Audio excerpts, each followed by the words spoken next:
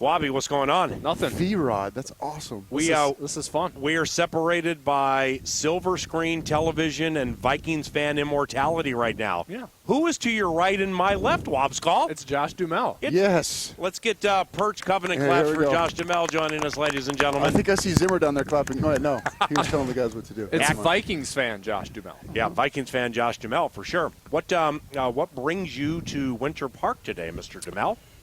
Well, I'm here to, just see this team play. I haven't been to an actual practice since 1992, so I figured it was a good time to come out. Jeez.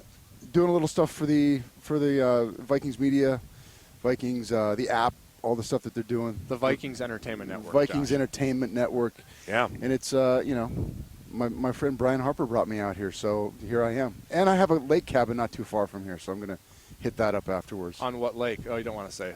Yeah, it's up northwest somewhere. Yeah. Okay. I forget the name. Now, you said you haven't been to a practice since 1992, but you were participating in practice. I was at that participating time. at right, that you point. weren't watching. Yeah. That was for the Montana State University Beavers. That's right. You were a quarterback. I was. And why'd you stop playing? Well, I thought that I was going to go pro, but then I realized I wasn't nearly good enough.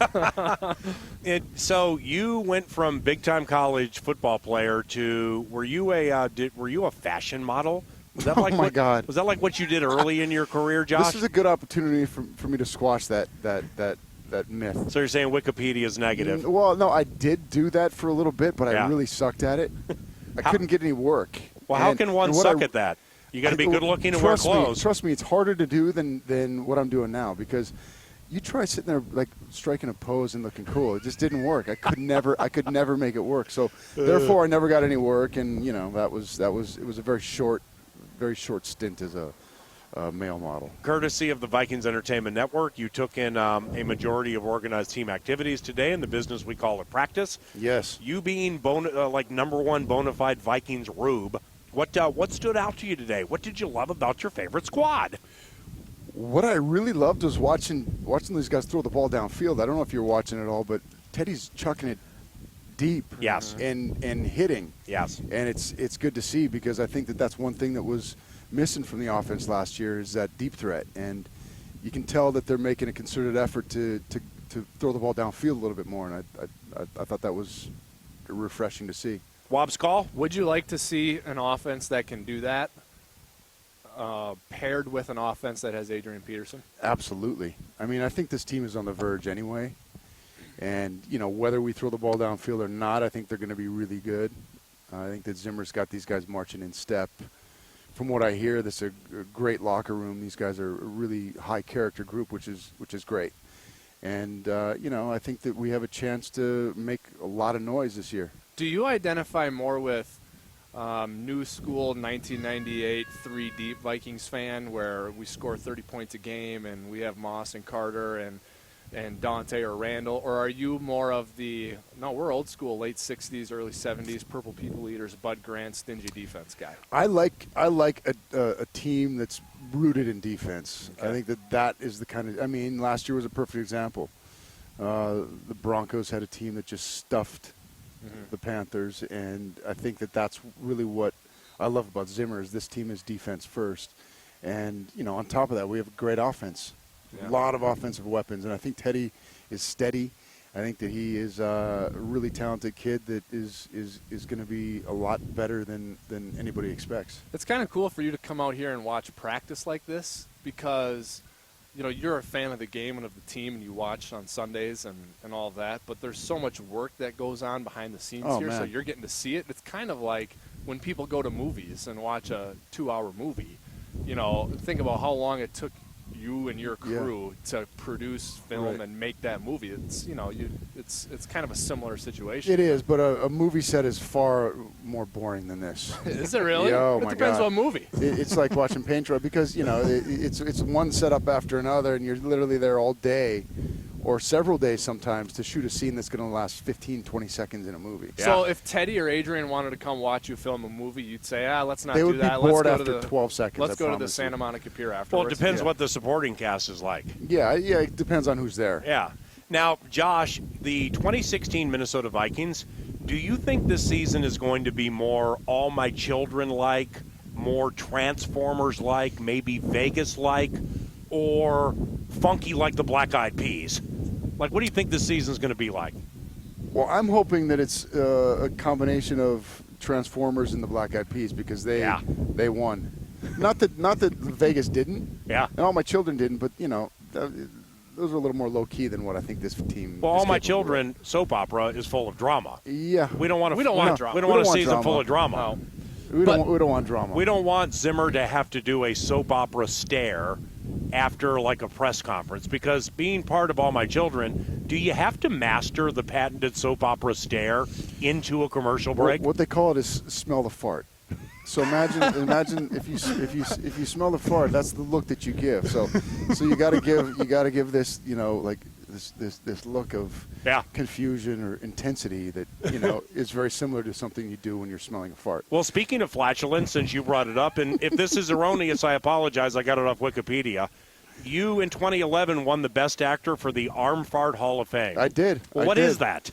Well, it's something that it sits proudly on my trophy mantle at home, next to Ferg's 8 Grammys and however many AMAs. I have my Nickelodeon Arm Fart Award. That's a Nickelodeon award? Oh, yeah, Yes. and it still sits there, believe me. It's falling apart. They're pretty cheap, actually. It's not like a Grammy that's made of gold. Mine's like made of paper mache. Yeah.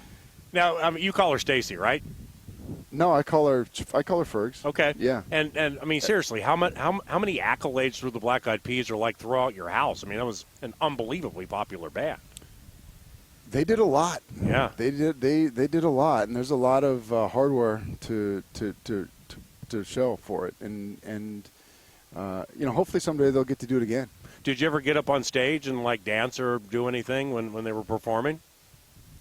I've been out. I think I went out there with her one time. She tried to get me to go do it a lot, but I was terrified. Why? Walking out in front of an audience of 70,000 people. Terrified Terrified the crap out of me. So it's the live aspect of it that you don't like? It's just I don't know how she does it. She just started doing some shows again after several years of taking time off with the baby and everything else. And she went out there and just crushed it right off the bat. How is your baby boy? He is fantastic. He's with me now. He's not on location right now. He's with my buddy out in Stillwater, but Sweet. I like to take him with me to as much stuff as I can, and he'd rather go swimming and go to the park than come here. I would imagine that, as he gets older, you'll expose him to a lot of different things. Theater, singing, sports. Oh, yeah. I mean, he's going to do everything, right? I'm going to do everything I can to make sure he's a strong Vikings fan. I'm thinking about taking him to a Twins game tonight. Yeah, that might be child abuse the way they're playing. I haven't seen the new stadium, so I'm dying to see it. New stadium. The ballpark's fantastic. Yeah. Food's fantastic. Squad needs to get hot. Yeah. That's the only way to look at it. They do. They started out a little bit slow, but you know what? It's still early. They're only, 18 games out? Might be 24 and a half in the division. But anyway, this is big-time actor Josh Duhamel, 43 years of age from Minot, North Dakota. You're the only one that calls me big-time actor Josh Duhamel. I love it. That's why I love you so much. Brian does. Brian does, too. Well, yeah. That's because he's a friend of mine. Well, no, it's not. because we respect you. And I appreciate that. Big time is, beauty is in the eye of the cliched beholder. Right. And to us, I mean, seriously, we as Vikings fans would prefer to have you sitting in that chair over Russell Crowe. You know who else is a big Vikings fan? Who? Nick Swardson. Yeah. No, he's on the fan frequently. I saw him recently. He's a good buddy of mine, and he's funny as bleep. He is funny. We're actually developing a movie right now that I really want him to do, but he's as diehard as they come. He'll go and sit by himself at Barney's Beanery in L.A., and after that Seattle loss last year, he literally went outside and he said he cried. Oh. He cried. Well, you should have seen Wabi. He was in the fetal position as the kick went to the left. I was curled up in the fetal position. It was rough. The shuffling of snow boots walking out of that stadium is hard to take. You were there, right? I was there, yeah. But you know what? I left with more of an optimistic point of view. I mean, I feel like we won that football game. We just didn't win it on the scoreboard. I felt like we won it. I mean, we should have scored a couple touchdowns in the red zone, but that team played hard. A couple little mistakes and let it out, Josh. It was tough, but you know what? I feel like it was more of I see it as an optimistic thing because this team's going to come back even hungrier. See, we have kind of excommunicated ourselves from that game-losing kick, the walk-off loser, because it was just, I mean, when you're right next to it as much as we are, it was unbelievably emotional in that locker room after the game and subsequently the week after because you're just not supposed to lose that way. No, and we should have gone. I think we would have gone on and beat the Cardinals. Yeah. I really do. I think we would have beat them and we would have gone to the NFC Championship. And who knows what would have happened there. But you know what? This team is on the rise, and it's fun to watch. What are you working on anything now? About to start Transformers this week. As soon as I leave here. I'm here this week, and then Monday. Transformers The Last Night? Yes. That's what it's called, right? Yep. I shot one day of it last week, or 2 weeks ago out in the El Mirage flat lake bed. And then we start up, like the real stuff starts up next week. How long will it take you to do that? We go until the end of October. So I'll be in Phoenix, then I'll be in Detroit, and then we go to the UK, Iceland, and then the UK for like almost 3 months. And then like, is it people work in their office Monday through Friday from 9 to 5? What is it for you guys? What are the days and hours? It's intense. I mean, a Michael Bay set is unlike anything I've ever been on, and I've done. I did the first 3, and then I didn't do the last one. And during that time, I went off and I've done a bunch of really cool little indie movies that I just loved.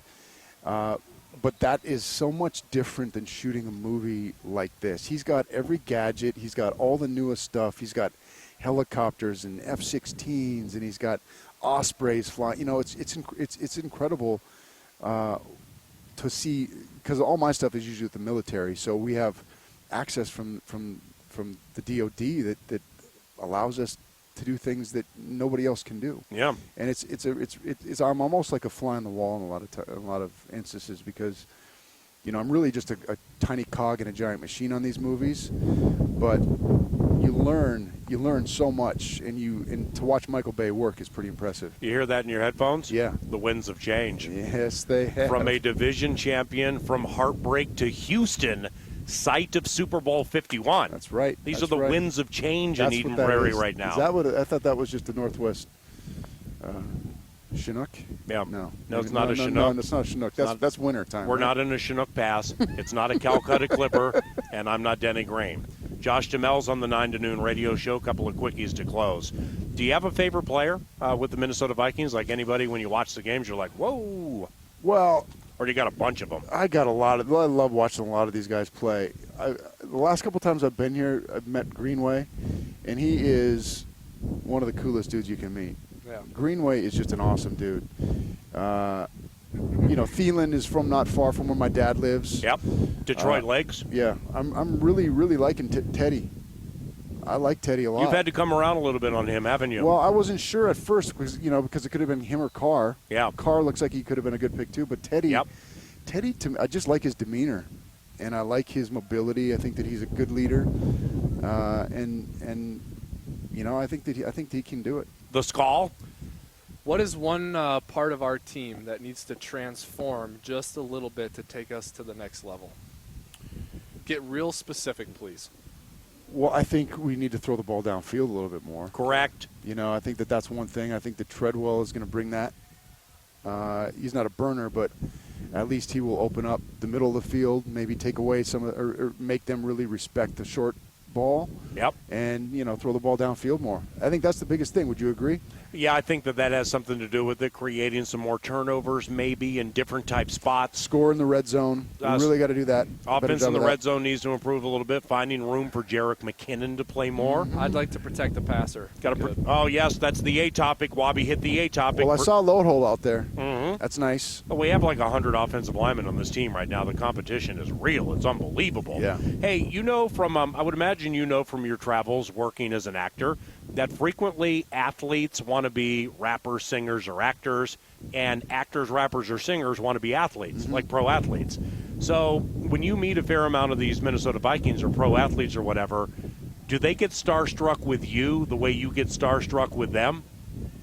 No, they don't have a clue who I am out there. What do you? I did get to meet Teddy though.